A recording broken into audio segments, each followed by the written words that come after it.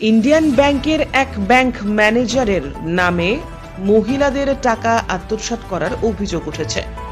এমনকি এটাই প্রথমবার নয়, এর আগেও বহুবার নানা ধরনের টাকা সংক্রান্ত গড়মিলের অভিযোগ রয়েছে ওই ব্যাংকের ম্যানেজারের বিরুদ্ধে।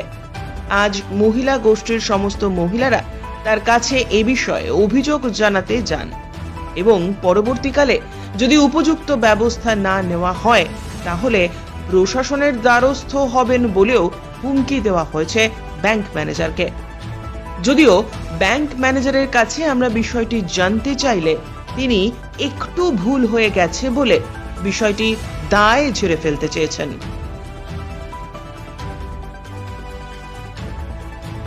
বলছি, আপনার বিরুদ্ধে একটা অভিযোগ আছে, আপনি টাকা আত্মসাৎ করেছেন গোষ্ঠী মেয়েদের, কি বলবেন এই ব্যাপারে? শুধু একটা গোষ্ঠী নয়, দীর্ঘ অনেক গোষ্ঠীর প্রতি এরকম ঘটনা ঘটেছে, আপনি কেন করলেন এরকম ঘটনাটা? এটার মধ্যে কোনো কিছু হয়নি, এটা আমার সিসি অ্যাকাউন্ট থেকে সেভিংস অ্যাকাউন্টে টাকাটা। কেন করেছেন টাকাটা? এখানে আমার এখানে অত দল আছে, ওর মধ্যে একটা টাকা গেছে অত থেকে। সেটা তো আপনার আজকে যদি কোনো কারণে সিস্টেম ভুল থাকে বা প্রবলেম থাকে তাহলে দুদিনের মধ্যে বা একদিনের মধ্যে রিফান্ড হওয়ার কথা ছিল, কিন্তু এটা আমরা দেখতে পারিনি আর কি।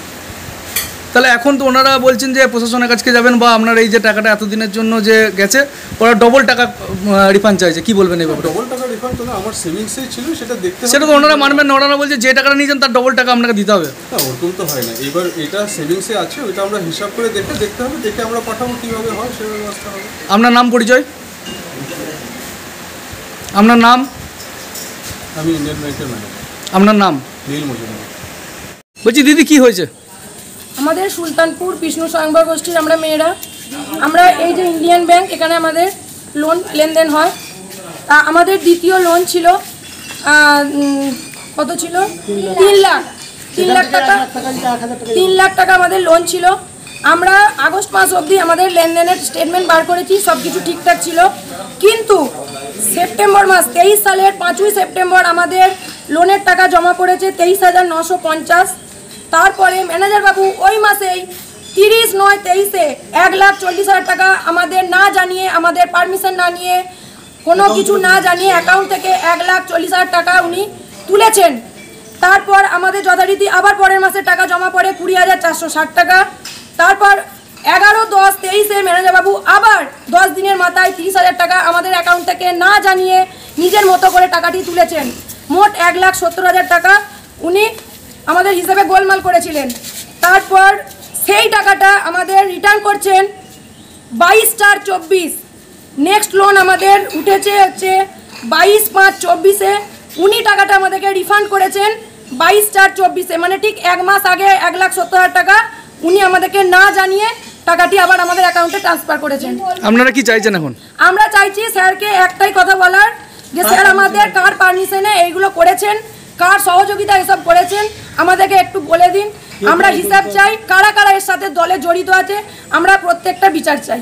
ব্যাস। এতে কি মনে হচ্ছে কেউ আর কেউ যুক্ত আছে? অবশ্যই আছে, অবশ্যই। না থাকলে আজকে সিএসপি দিদিরা, আমরা যখন লোন ওঠে 1-1.5 মাস আগে সিএসপি দিদিরা আমাদের সাথে অ্যাকাউন্ট বই নিয়ে নেয়, আমরা দিতে নারাজ থাকায় আমাদের সাথে দুর্ব্যবহার করে, তা সত্ত্বেও আমরা দিতে বাধ্য হই।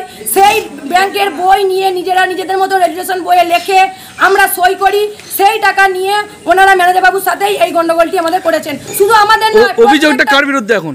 ম্যানেজার বাবু আর সিএসপি। সিএসপি কোথাকার? সিএসপি আমাদের বেরুগ্রাম সংঘ, যেটা বেরুগ্রাম জিপির যে সংঘ আছে সেইখানে সঙ্গে সিএসপিরাই তো আমাদের লোন লেনদেন করে দেয়। আর ম্যানেজার বাবু স্বীকারও করেছেন যে আমাদের টাকা নাকি সিএসপি কে জানানো হয়েছে, তবেই নাকি টাকাটা উনি ট্রান্সফার করেছেন। প্রশাসনের দ্বারস্থ হয়েছেন এখন? প্রশাসনের দায়িত্ব আমরা এখনো নিইনি। এরপর আমরা ভাবছি স্যার কি বলে দেখি, তারপর আমরা প্রশাসনের সাহায্য অবশ্যই নেবো।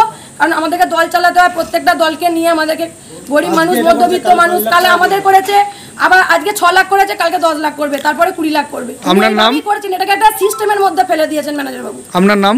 আমার নাম প্রিয়াঙ্কা ঘোষ। আপনার গোষ্ঠীর নাম? বিষ্ণু স্বয়ংবর গোষ্ঠী। বাড়ি কোথায় আপনার? সুলতানপুর।